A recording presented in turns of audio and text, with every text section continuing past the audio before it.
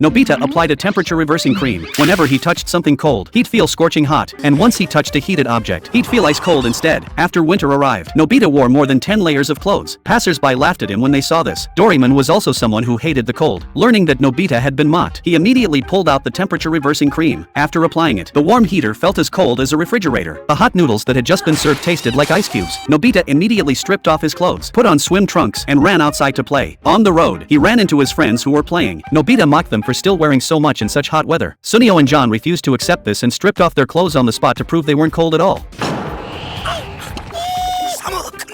Just then, Doraemon brought out watermelon and ice cream. The stubborn Sunio and John still acted tough, insisting they were hot. Meanwhile, Nobita ate with absolute delight. Before long, the two finally couldn't hold out and obediently put their clothes back on. Shizuka wondered why Nobita was so resistant to the cold. Nobita casually bragged that he loved exercising. Just then, the sky suddenly began snowing heavily.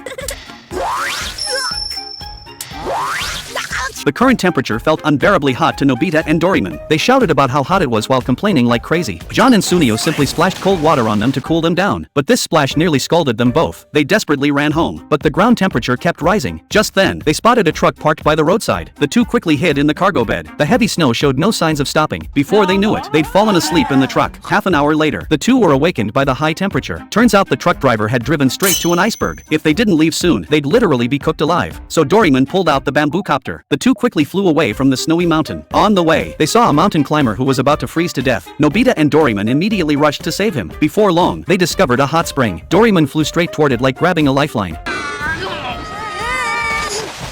The mountain climber instantly warmed up, but Nobita and Doraemon froze solid into ice blocks on the spot.